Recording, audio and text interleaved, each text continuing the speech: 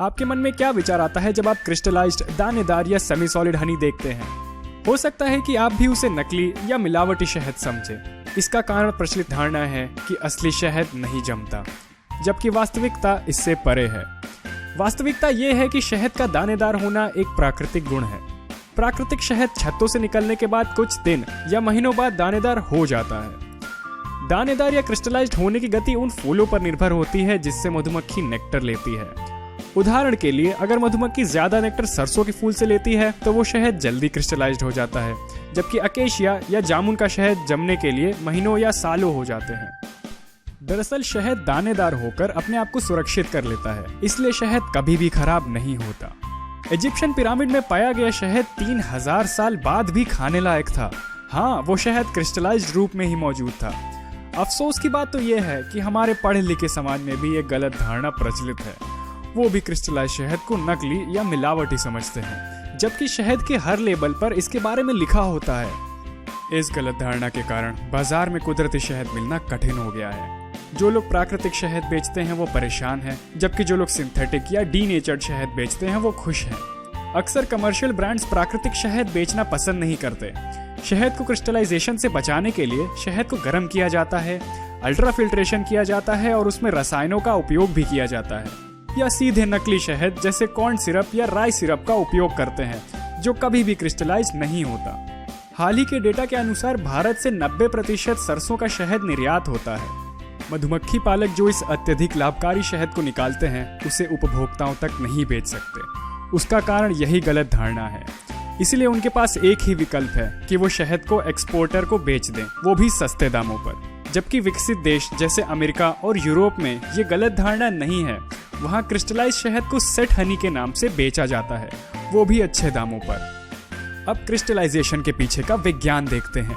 शहद मोनोसैकेराइड्स का एक सुपर सैचुरेटेड मिश्रण है, जिसे डेक्सट्रोज और लेव्युलोज कहते हैं। इनकी मात्रा 70% से अधिक होती है।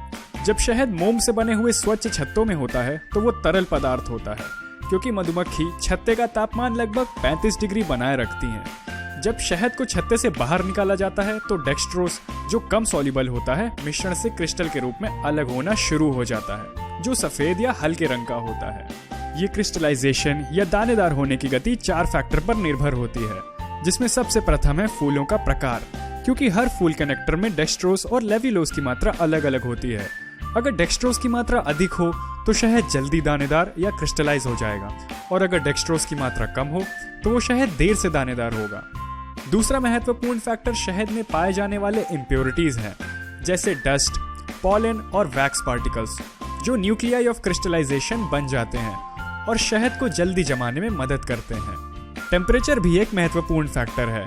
कम तापमान शहद को जल्दी जमाता है, इसीलिए विश्व के किसी भी शहद के लेबल पर लिखा होता है कि शहद को फ्रिज में ना रखें, क्योंकि शहद को फ्रिज में रखने पर शहद जल्दी क्रिस्टलाइज हो जाता है। शहद के लेबल पर यह भी लिखा होता है कि शहद अगर क्रिस्टलाइज हो जाए तो उसे गर्म पानी या धूप में रखें, क्योंकि 40 डिग्री तापमान पर पहुंचकर शहद वापस तरल या लिक्विड हो जाएगा। एक और फैक्टर पीरियड ऑफ इमोबिलिटी है।